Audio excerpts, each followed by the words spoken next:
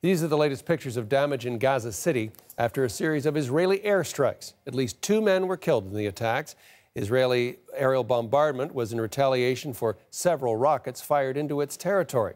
Our Middle East correspondent Derek Stoffel is tracking this story for us, and he joins us now from Jerusalem. So, Derek, what more can you tell us about this retaliation carried out by Israel?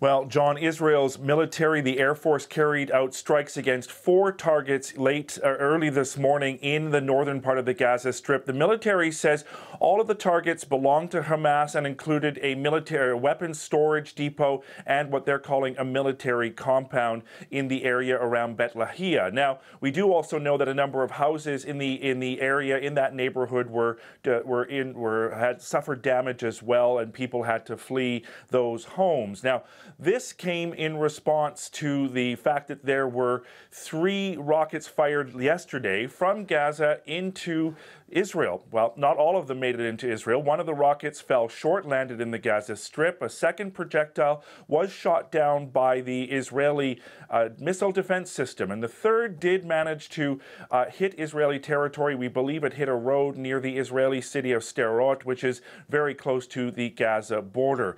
Now, as for the strikes launched by the Israeli military, they left 2 men dead. And according to Palestinian officials, those 2 men belong to the armed wing of Hamas, and we do know that funerals were held today for those 2 men in the Gaza Strip. Of course, Derek, all of this coming amid the anger over Washington's move, as we've been reporting all week, to recognize Jerusalem as Israel's capital. Further violence, though, in the other Palestinian territory, the West Bank. What can you tell us about that?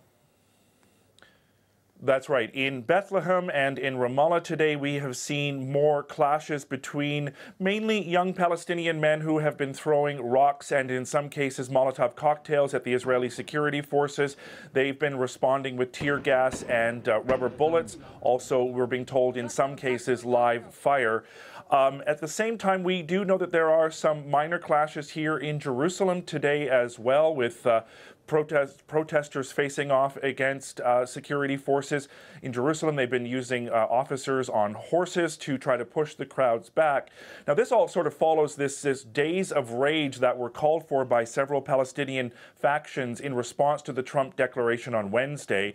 Hamas actually went one step further and was calling for an intifada against Israel, but at this point, it doesn't seem like the Palestinians have answered that call. We're seeing a different tact from the rival of Hamas. That's the Fatah party of the Palestinian President Mahmoud Abbas. They're taking more of a diplomatic approach, turning to the United Nations. They were pushing for the Security Council meeting that we saw yesterday, and then later Palestinian officials will take their case to Cairo, where there is an emergency meeting of the Arab League that gets set to start a little bit later on today.